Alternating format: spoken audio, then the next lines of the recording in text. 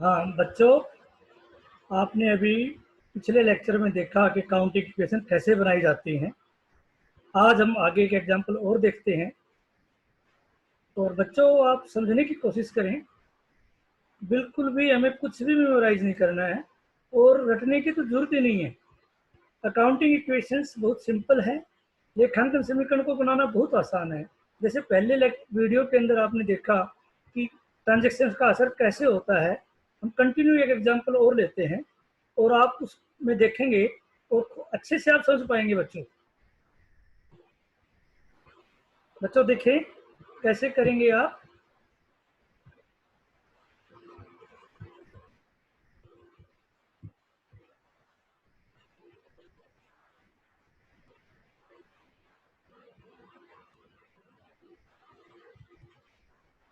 तो बच्चों आप ये देख रहे हैं, हम जैसे एग्जांपल देखते हैं। समीर गोयल द्वारा किए गए निम्नलिखित सौदों में लेखांकन समीकरण की सत्यता की कसौटी पर कैसे खरे उतरता है, ये देखना है। कुछ ट्रांजेक्शन्स हैं जो समीर गोयल के हैं। समीर गोयल ने 1 लाख रुपए नगद से व्यापार शुरू किया, यानी स्टार्टेड बिजनेस विथ कैश ₹1,00,000। अब इसका बिजनेस पर क्या असर होगा बच्चों? जैसे पिछले लेक्चर में हमने बताया था कि अकाउंटिंग इक्वेशन में assets is equal to liability plus capital. Assets हम किधर लिखते हैं? लेफ्ट हैंड साइड में लिखेंगे अकाउंटिंग इक्वेशन में, और लायबिलिटीज और कैपिटल को हम राइट हैंड साइड में लिखेंगे। तो पहली जो ट्रांजेक्शन क्या होगी बच्चों, आपके बिजनेस में कैश कितना आ जाएगा? 1,00,000 रुपीज आ जाएगा नेचुरली। तो कैश कितना हो गया हमारे पास? 1,00,000। लायबिलिटी कोई नहीं है, और उस पैसे को जो मालिक खुद लगाता है, जो खुद का पैसा बिजनेस में लगाता है, उसको हम कैपिटल या पूंजी कहते हैं। तो उसकी कैपिटल कितनी क्रिएट हो जाएगी? 1,00,000। तो अकाउंटिंग इक्वेशन क्या हो गई? हम देख सकते हैं अकाउंटिंग इक्वेशंस।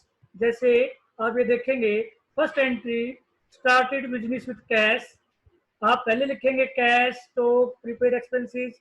ये बच्चों जैसे जैसे एंट्रीज आती जाएंगी हम एसेट्स में ऐड करते हुए चलेंगे। पहले में स्पेस देके रखना है, और लायबिलिटी साइड में क्रेडिटर्स और आउटस्टैंडिंग एक्सपेंसेस लिखते हैं, और प्लस कैपिटल। तो आप देख रहे हो कि फर्स्ट एंट्रीज में क्या हुआ? कैश 1,00,000। तो हमने लिखा ट्रांजेक्शन्स में started business with cash, cash 1,00,000, stock कोई नहीं, प्रीपेड एक्सपेंसेस नहीं। ये सब एंट्री हम जैसे आती जाएंगी बाद में लिखेंगे, और कैपिटल में हम लिखेंगे 1,00,000। फिर इसको हम एज इट इज जोड़ रहेगा, क्योंकि ये पहली एंट्री है। कैश 1,00,000 और कैपिटल 1,00,000। तो ये फर्स्ट एंट्री हो गई। सेकंड एंट्री हम देखते हैं, सेकंड एंट्री क्या है? सेकंड एंट्री में 3,000 रुपए का किराया पेश की भुगतान किया गया, यानी paid rent in advance. Paid rent in advance 3,000। यानी इससे क्या हुआ बच्चों? क्या क्या चीजें हुई? कैश यानी नकदी आपकी 3,000 की कम हो गई, और ये किसको दिया आपने? एडवांस में दिया। तो ऐसे खर्चे जो आप एडवांस में करते हो, वो क्या हुआ बच्चों? वो आपका संपत्ति है, एसेट्स है, या वो आपकी लायबिलिटी है? नेचुरली कोई चीज हम एडवांस में दे देते हैं तो वो हमारी संपत्ति होती है। जैसे हमने किसी को किराया एडवांस में दे दिया, हम 1 महीने का किराया हमने एडवांस दिया है, तो वो उस महीने हमारी वो संपत्ति है। तो हमने 3,000 रुपए किराया एडवांस में दे दिया, तो वो हमारी क्या हो गई? संपत्ति हो गई। इससे हमारे पास दो चीजें, एक एसेट्स कम हुई, दूसरी एसेट्स जुड़ गई। कैश हमारे कितने कम हो गए? 3,000 रुपए। और जो प्रीपेड रेंट जो हमारी एसेट्स है वो ऐड हो गई, और कैपिटल और लायबिलिटी पे कोई फर्क नहीं पड़ा। हम देखते हैं इस एंट्री को कैसे करनी है। देखिए, इक्वेशन में ट्रांजैक्शंस में लिखेंगे paid rent in advance. Cash हमारा कितना कम हुआ? तो -3,000। फिर प्रीपेड एक्सपेंसेस हमारे 3000 हो गए, और आपका लायबिलिटी साइड में कोई इफेक्ट नहीं पड़ेगा बच्चों।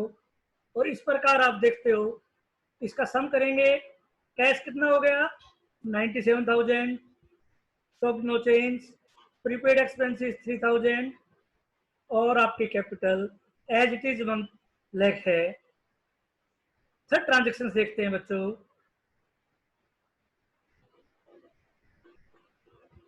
थर्ड ट्रांजेक्शन क्या है, 50,000 रुपए का नगद तथा 20,000 रुपए का उधार माल खरीदा। Purchase goods for cash 50,000 and credit 20,000। यानी बच्चों 50,000 रुपए का तो नगद माल खरीदा और 20,000 रुपए का उधार। तो आपके पास माल यानी स्टॉक यानी गुड्स कितने रुपए का आ गया, गुड्स कितने रुपए की आ गई आपके पास, 70,000 रुपए की आ गई। लेकिन पैसा कितना कम हुआ आपका, कैश कितना कम हुआ, 50,000 रुपए कम हुआ। लेकिन 20,000 रुपए आपने उधार खरीदे, तो ये आपकी लाइबिलिटी हो गई ना बच्चों।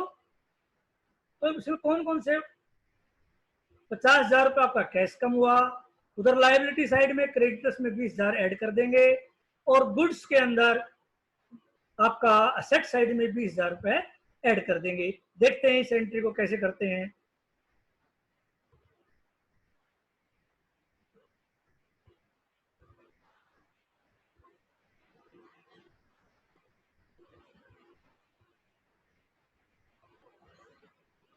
हाँ बच्चों, 50,000 रुपए आपने कैश में से सब्ट्रैक्ट कर दिए क्योंकि नगद माल 50,000 का खरीदा था।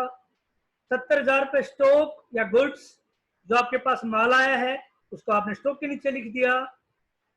20,000 रुपए आपकी लाइबिलिटी बढ़ गई तो आपने क्रेडिटर्स के नीचे लिख दिया, और पूंजी के अंदर बेटा कोई या कैपिटल में कोई फर्क नहीं पड़ा। फिर इसका जोड़ करेंगे, ये आपके 50,000 कैश कम हुए थे, 97 में से 50 सब्ट्रैक्ट करेंगे, 47 हो गए। स्टॉक एज इट इज 70,000 है, प्रीपेड एक्सपेंसेस 3,000 है, और इक्वल टू क्रेडिटर्स 20,000 के हो गए, और आपके कैपिटल 1 लाख का हो गया। आप चेक कर सकते हो, 47 प्लस 70 प्लस 3 120 सम होता है बेटा। ऐसे 20 प्लस 1 लाख 120 सम होता है, यानी इक्वेशन अब भी बैलेंस है, संतुलित है। नेक्स्ट एंट्री देखते हैं।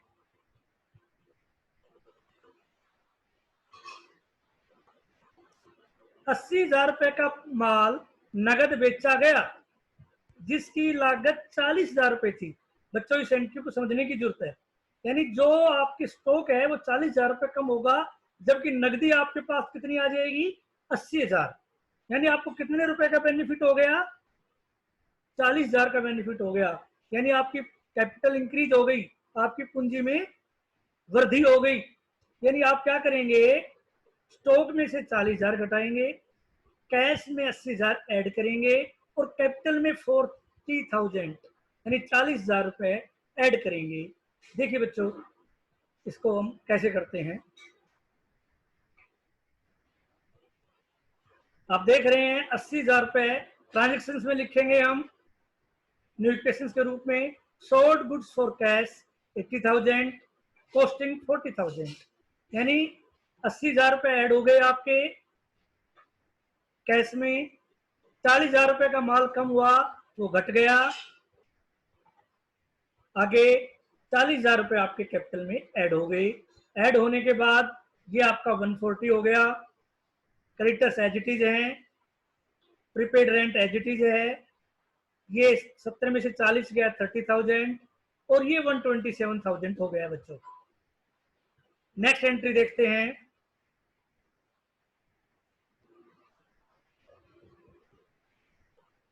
वेतन के 4,500 रुपए नकद भुगतान किए और वेतन 1,000 रुपए अदत है, यानी paid salary in cash 4,500 and salary outstanding ₹1,000। यानी हमने कैश हमारा कितना कम होगा 4,500। अदत वेतन, अदत जो आपको वेतन देना है लेकिन आपने दिया नहीं है, ये आपकी लाइबिलिटी होगी बच्चों।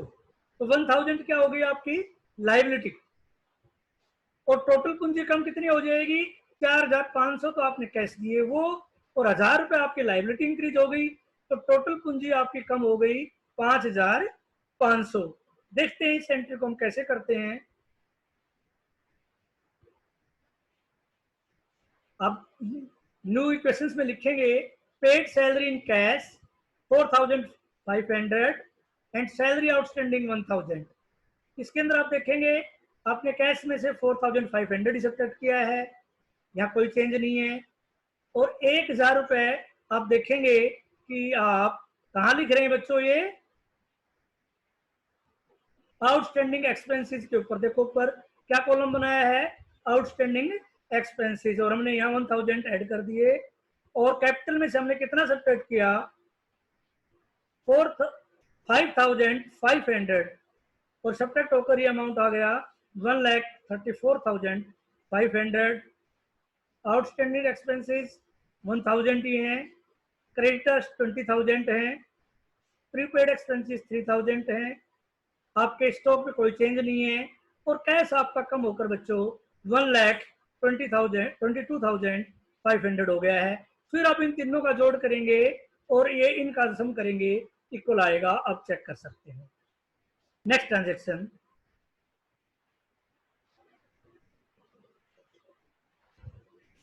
₹30,000 की मोटरसाइकिल निजी उपयोग के लिए खरीदी।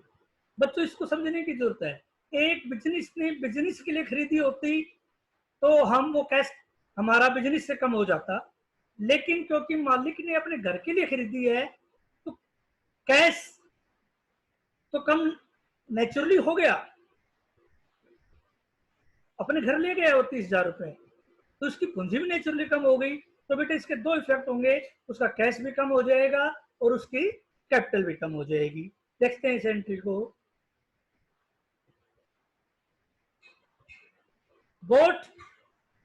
Boat motorcycle for personal use ₹30,000, यानी 30,000 रुपए आपके कैश में से कम हो गए, बाकी कोई चेंज नहीं हुआ, और कैपिटल में से भी कम हो गई क्योंकि वो पूंजी को अपने घर पर ले गया तो पूंजी उसकी कम हो गई।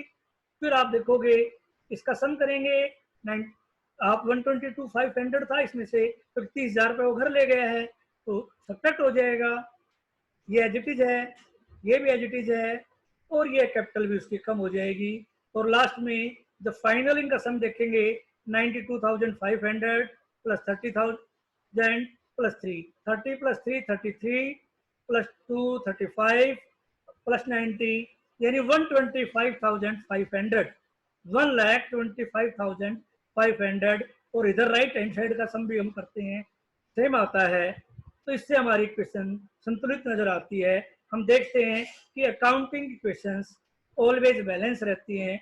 बच्चों समझने की जरूरत है, बिल्कुल भी आपको 1% भी किसी भी प्रकार की चीज घटने की जरूरत नहीं है।